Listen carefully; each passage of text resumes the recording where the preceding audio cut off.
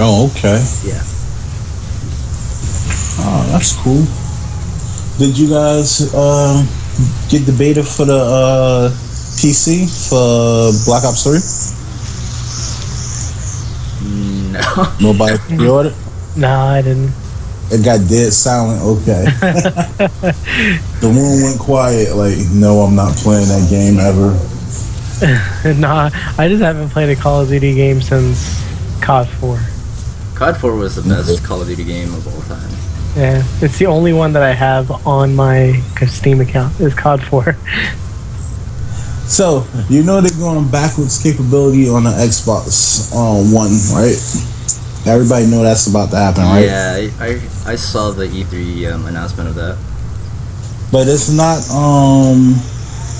going to be for all games. That's the crazy part of it.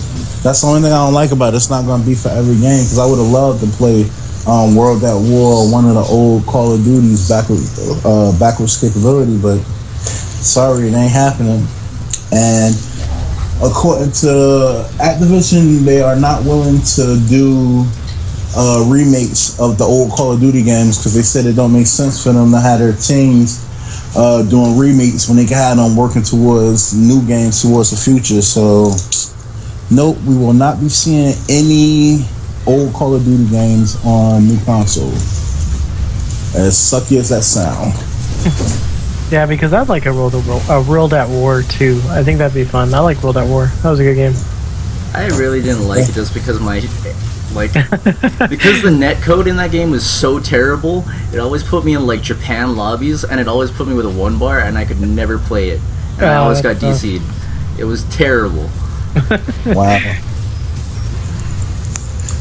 But they are, but you know that they bringing back the the blood and gore back into Black Ops 3. You know that, right?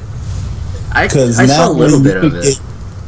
You could literally get blown to pieces because one of the specialists has a crossbow, and I saw this one guy get hit in the forehead with a crossbow, and yeah, all I gotta say was body parts everywhere. Gibbs. He got shracked. Shracked. At least he knows the vernacular. There you go, see? He got shredded big time.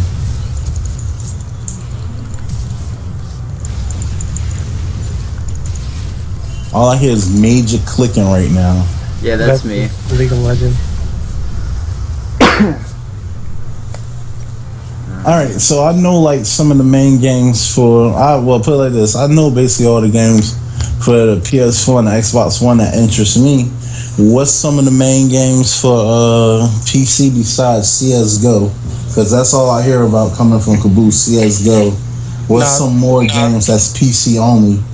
The big games for PC is League of Legends, what he's playing right now. That's a huge game. Dota 2 is a huge game. Well, not as much as before, but it's making a comeback, which is weird. Yeah. I mean, Minecraft is huge, even though it appeals kind of to little kids, but it does get a huge following. Rocket League is picking up. That's fucking weird to me, because that game's odd. Is that the remote control soccer game? Yeah. It's weird. Yeah, they have it for console too. Yeah, it's like picking up things. MLG had a tournament for Rocket League the other, I think 2 or 3 weeks ago. I was like, what the hell? But I mean, I don't know. Those are like the big hitters right now. If you go to Twitch, the top 3 games: League of Legends, Hearthstone, Counter-Strike, Dota 2. Those are the top 4.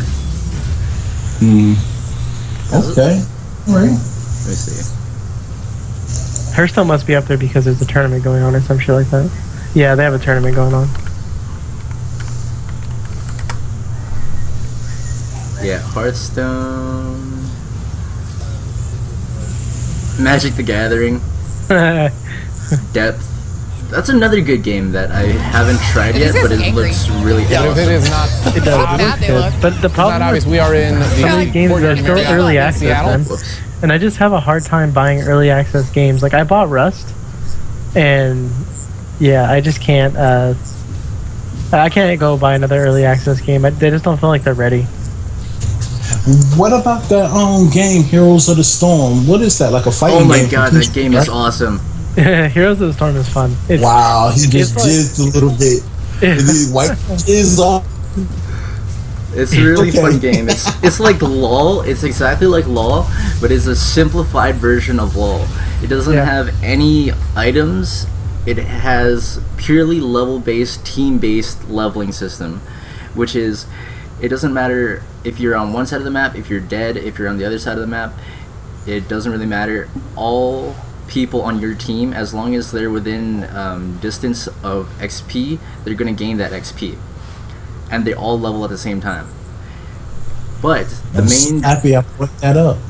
The main thing that is like the reason why it's so much different, and like how it's so much easier than LOL, because of the fact that it doesn't have these items where you have to remember what they do, how they affect your character. As for Heroes of the Storm, it has, when you level up, it gives you like these traits that'll change your attacks in certain ways. So it's acting as items, but it'll actually be able to change how your attacks look and how they work as well. Oh, okay.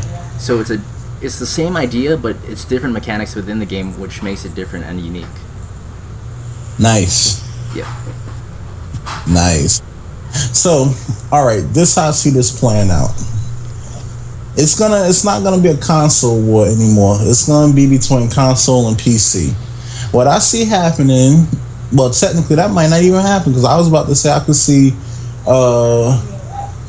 Sony and Microsoft combining to make one console, but that'll never happen, because when you think about it, Microsoft is technically a computer company. They don't need Sony for anything.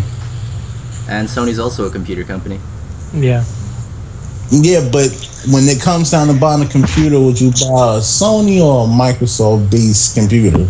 Sony. They're all Microsoft based. I mean, they all have Microsoft Windows loaded. Microsoft doesn't actually develop the hardware for a system, but Sony develops hardware for a system. Therefore, you could buy a Sony laptop with Microsoft Windows. They'll never work together to create a console. They hate each other when it comes to that. I mean, they're constantly trying to steal each other's trade secrets when it comes to that stuff. That's like, I don't know if you guys been watching. I was telling my wife earlier about Burger King asked McDonald's to share world peace with them and make a Big Mac and a Whopper put together. They're gonna call it a McWhopper. Of course, McDonald's said, "Go, get y'all little young butts out of here. We're not messing with y'all like that." So they're keeping their secret sauce a secret. It's silly, but it's true. I mean, that's the thing with them. They don't ever want to collaborate with that stuff. Yeah, probably because Sony's. You could consider McDonald's Microsoft and Burger King will be Sony. Yeah, pretty much. And on top of that, Sony's technology is probably way more advanced than Microsoft's anyway, because Sony's Japan-based rather than freaking Microsoft's American-based. Yeah, Sony, when it comes to hardware innovations, they're up there when it comes to it. I mean, you go back to the PS3, and the PS3's, the core of it was the cell processor. People still use bare-bone PS3s with different operating systems to run server farms, because the cell processor processes data more efficiently than anything else. So Sony's definitely up there. Microsoft kind of, I think, builds a PC, loads a video card in it, puts it in a console-shaped format, and says, this is what we got. Because ultimately, the Xbox, the original Xbox, was basically a computer with its own file system and its own hard drive built in, and that was it. It was just a basic system. I mean, even down to the controllers. The Xbox, the first Xbox, when you plug the controller in, it was just a USB. They just redid the wires to make it look different, but it was just USB. So, I mean, Microsoft, they keep their PC backgrounds when it comes to their console. The only problem is they didn't do that when it came to frame rate with the Xbox One, and a lot of people don't like it because a PS4 can outperform an Xbox One. Definitely. Definitely. That's another thing that I like from like the console to the PC thing that I could see myself liking about it. I like to get like rare limited edition stuff, you know. So for my PS3, I got the God of War, the red PS3, and for my Xbox 360, I got the Modern Warfare 3 Xbox 360. Now, the thing that I like about PC that I've seen, like I was telling you about the towers, you could change the casings on the towers, you could change the colors on the inside and stuff like that. If I wanted to do that to the PS4, the Xbox One, it's not going to happen. It's like with your PC, you can customize it any way you want it. That's one thing that I noticed that I liked about it. Pretty much. Yep. I mean, consoles or PCs are definitely more customizable when it comes to that stuff. Because, I mean, everything is third party. Everything you put together inside of a computer, you buy from different vendors. Your motherboard's going to come from Asus or EVGA or Intel or whoever you want to get your motherboard from. And then your processor most likely will be an Intel or an AMD. And your video card's going to be an AMD or it's going to be an NVIDIA. And your memory can range from Corsair to HyperX to whatever you want. It's all third party equipment. And, I mean, it's basically... You can look at specs online, figure out what the best is, but most likely, it's just like consoles. Once people find a brand they like, they kind of stick with it. Like me, I'm an NVIDIA person. Like if I'm going to buy a new video card, it's going to be an NVIDIA. If I'm gonna buy memory, I usually go with Corsair. And I mean, my motherboard that I have right now is Asus. So I mean, it just it changes. Like my first motherboard was an EVGA, and then I switched to Asus, but. I mean, the benchmarks are all out there for people to look at, but I mean, once you find a company you like, you kind of stick with it. Yep, definitely. I can see that. It's just pretty much it's like that with everything though. Brand recognition is the #1 thing that draws people in. Yep. Like, Alienware is an okay company. It's not like top of the line. It's not better than everything else. My freaking system outperforms most freaking Alienware laptops and computers out there, and it's an Asus, and it's a pre-build. Yeah. But some people wouldn't buy it just because it's not an Alienware and it doesn't look fancy as hell. Yeah, to me, Alienwares look horrible. I mean, the case designs they do are just like the worst I've ever seen.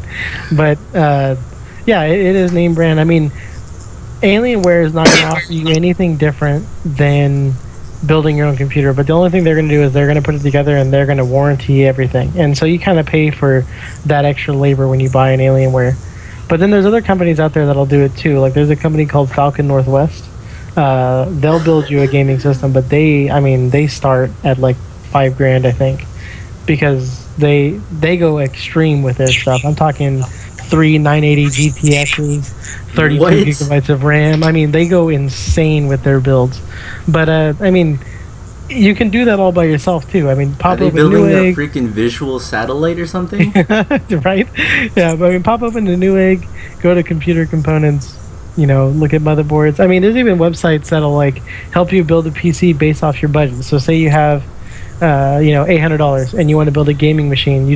There's websites out there that'll help you configure a system and get you going, and then even that, there's also communities that will help show you how to do stuff. I mean, and YouTube is like a freaking unlimited source of how to do stuff when it comes to PCs. So yeah, it's worth it. I mean, I think that if someone were to make the change and just take it little by little, they'll start to like PC gaming more than console, in my opinion. Just because at the end of the day, the visual effects that you get from a PC are going to be a little bit better than what you get on a console. And on some games, it can be drastic. Like, what was the game that just came out? Everyone made a big deal about it.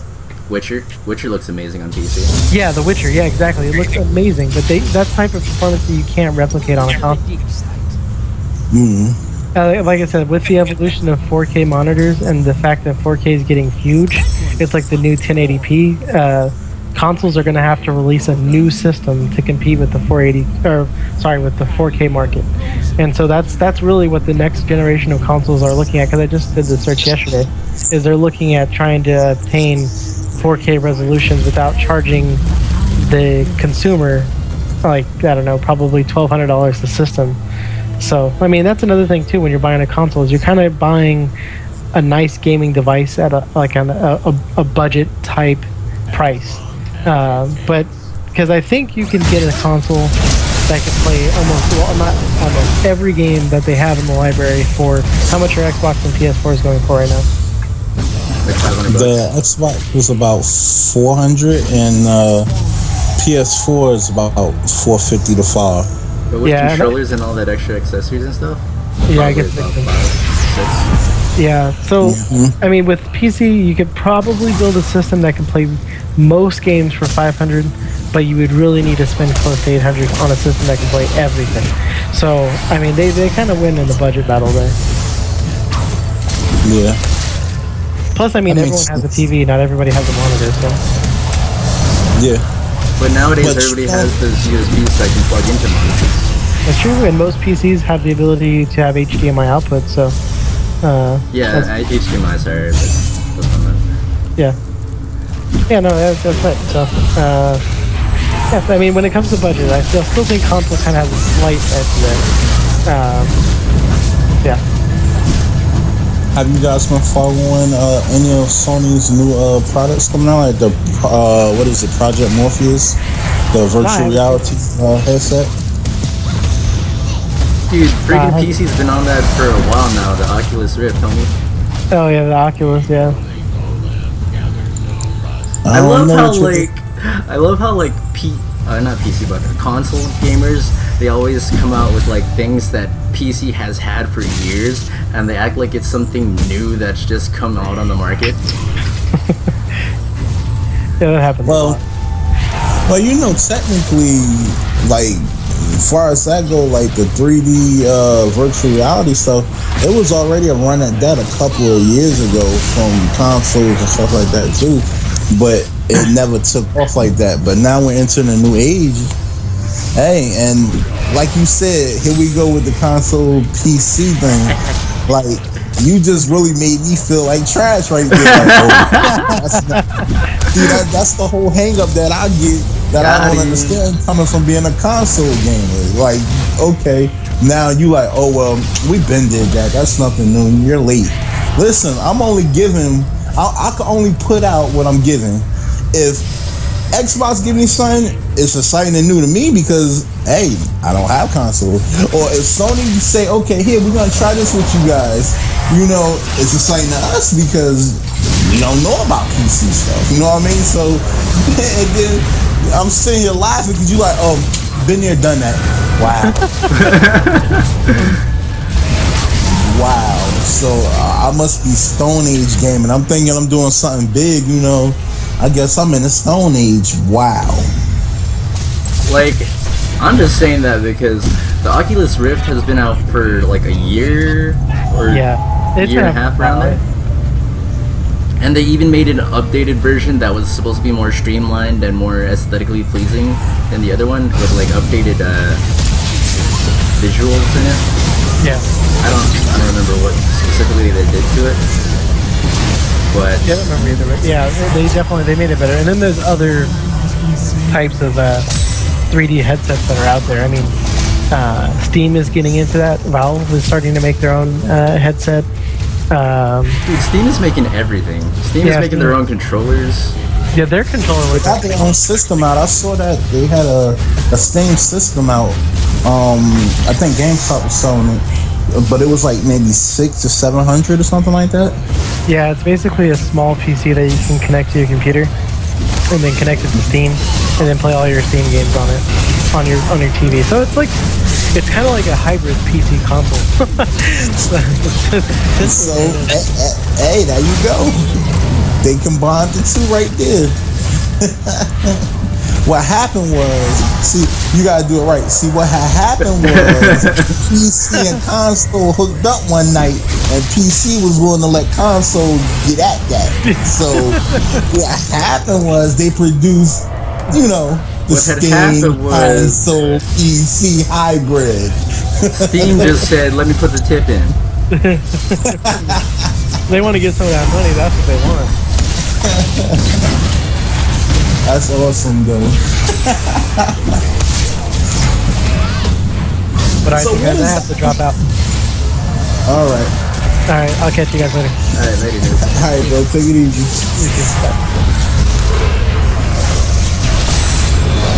What are you saying, Demo? like with the whole Steam, what exactly is Steam? Because I see this Steam everywhere. It's Steam. Like, what exactly is Steam? Because like here we go again, console with PC. I know Steam got something to do with the gaming on PC, but I don't know exactly what Steam is. Steam is the equivalent to PlayStation Network. So that's what it is. It's like PlayStation Network, and it's like Xbox Live. It's pretty much the third party that we get all the games from. Okay, so that's where you would go to get like Grand Theft Auto, or say like Far Cry. You would go to Steam to buy it. Well, we have it when you download it onto your computer. It's called a Steam client, and what it is basically this like page where you have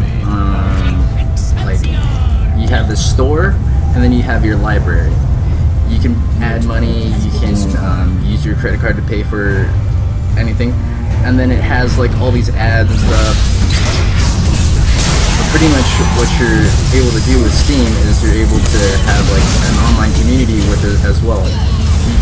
There's like message boards, there's a online marketplace for like skins for Counter-Strike. All types of stuff that we do with Steam. Gotcha. Nice.